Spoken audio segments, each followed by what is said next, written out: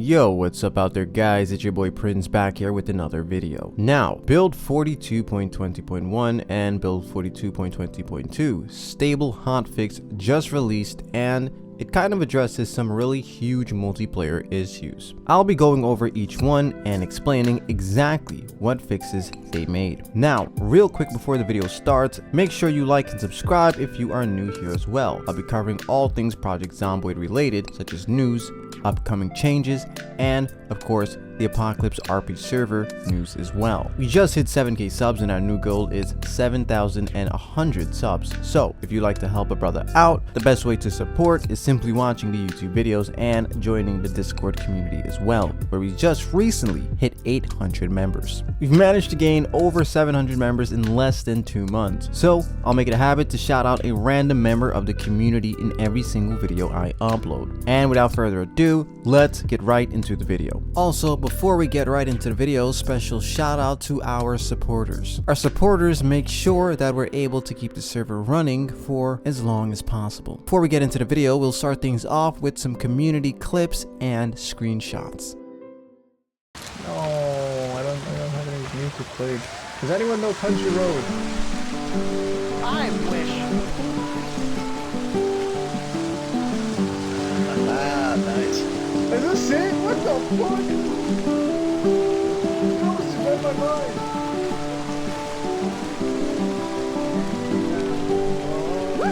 You know this country road.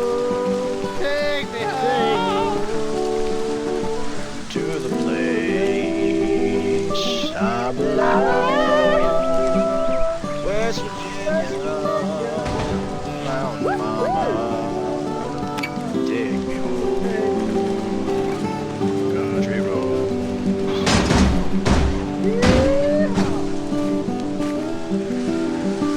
Oh, it's coming! You sure you don't need help? Where do you want to run to death?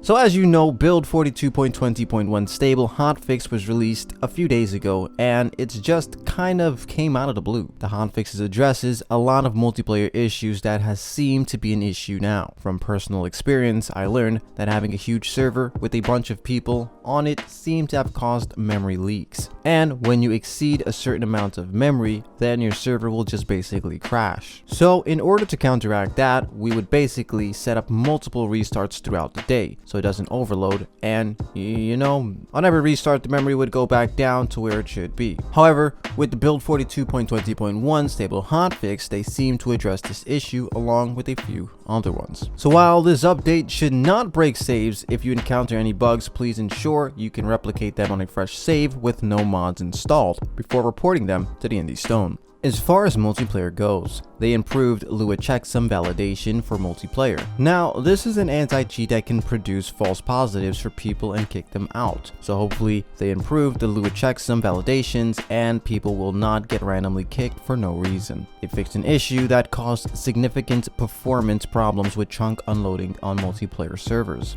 This should fix most of the bugs players were getting on high population servers due to server lag. This is probably one of the biggest issues we've had on our 100-slot server for Apocalypse RP. Everything pretty much went good. We had a few server upgrades, but the only issue was that we were experiencing a lot of chunk loading errors, and people were just driving and just drove straight into unloaded chunks. So hopefully this would fix it. They also fixed errors and crashes that could occur when selecting multiplayer while certain languages are selected. They fixed issues where vehicles could temporarily disappear for players after another player disconnected. We personally have not experienced this issue, but I'm pretty sure there's a lot of people out there on different servers who are experiencing this issue. They fixed an issue that would allow broken build 41 builds to be hosted on build 42 servers. This one is especially interesting because there's been a few players who have tried to join a server and they somehow are loading build 41 client and mods, which prevented them from joining the game.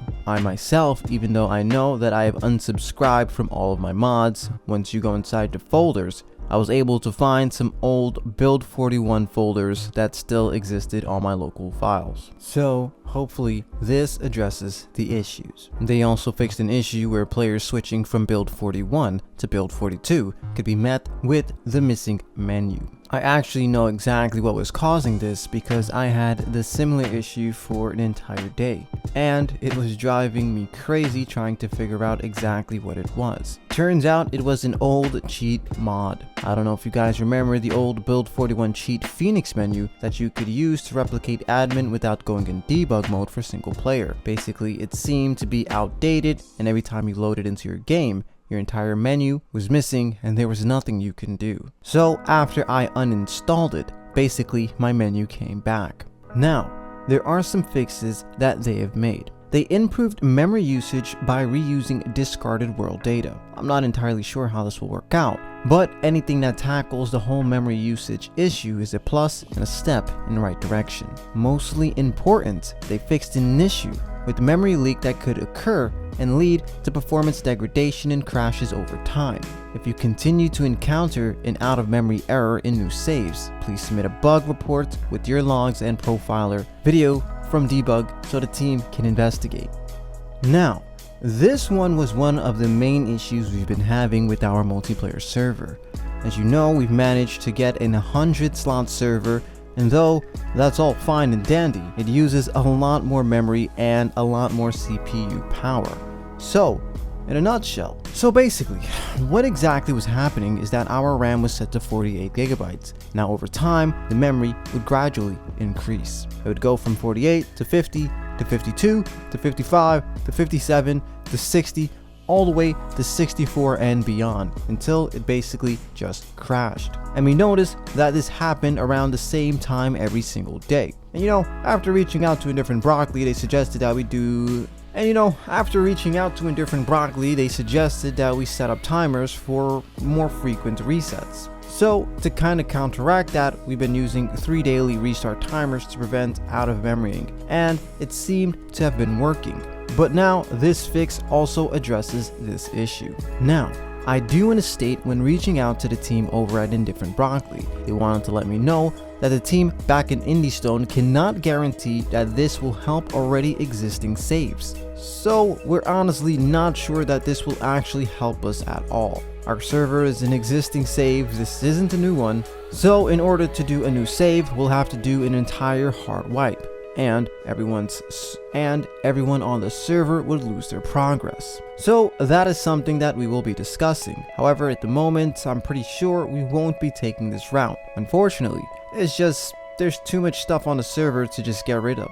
However, someone did mention that we should probably wait because Indystone might release a patch that can help existing save files. So we're just gonna stick with the daily restarts and just cruise control through that. They also fixed a rare exception that could occur during exploration. Now, that's a pretty vague statement, but I'm not entirely sure what they mean by that.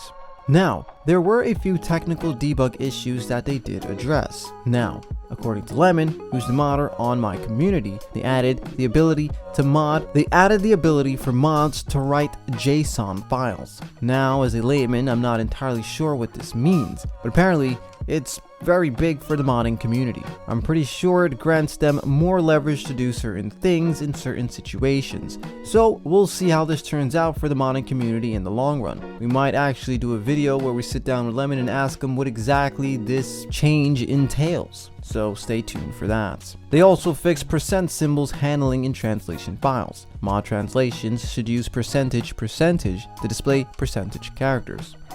Yeah, I don't exactly know what that means, and maybe someone here can explain that, but anyways, moving on. And that was basically it for build 42.20.1 stable hotfix. Now, shortly after that, Indystone dropped another stable hotfix called build 42.20.2.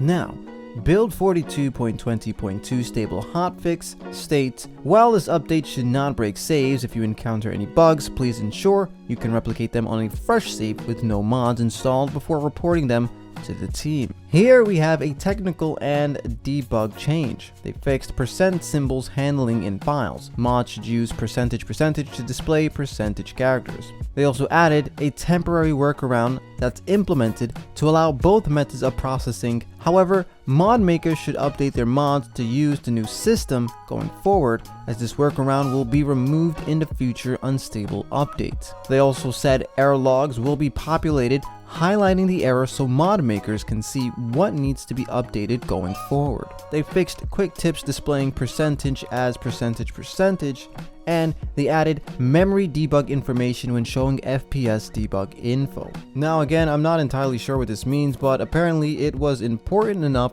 for them to make this change and drop it back to back right after the first update. Now, that is all for the official update from Project Zomboid. Moving on to Apocalypse RP news. We just recently did a soft wipe while being able to preserve and keep every player's safe zone, items, and vehicles intact. And I will say, this went 10 times better than last season. Last season was a bit more rough because the tool wasn't as super accurate and I had to manually add each safe zone, which wasn't too much of an issue at the time since we were running a 32-player server. But now that we have moved over to a 100-slot server, there were over 200 safe zones that we had to manually save. Now, when using the tool, surprisingly, it captured every single person's base. So, needless to say, that was an absolute success. So the map has been refreshed. So load up your trailers and set forth on a journey to loot every single building you come across. It's also worth mentioning that since we're able to soft wipe and reserve player structures with pinpoint accuracy, we can do weekly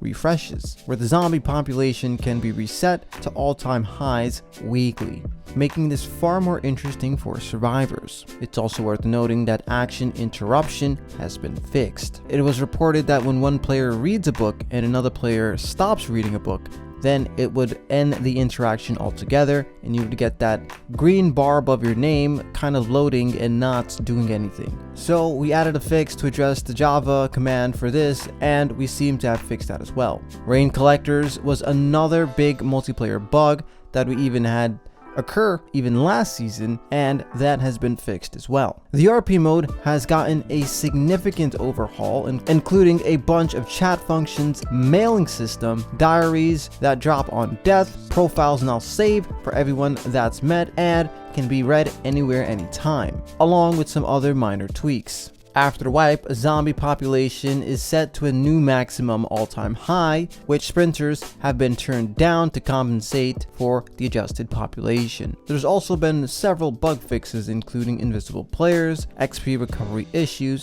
and cars no longer stopping bullets. Several fixes were applied to the server by the host that are resulting in much better performances on the back end. We are monitoring things, hoping to reach a point with 2 or less restarts per day. As I mentioned earlier, we did have some memory leak issues, but after talking with the team over in Different Broccoli, they were able to fix our memory leak issue, and we have been sitting around 45-48 gigabytes of RAM consistently instead of 64 plus.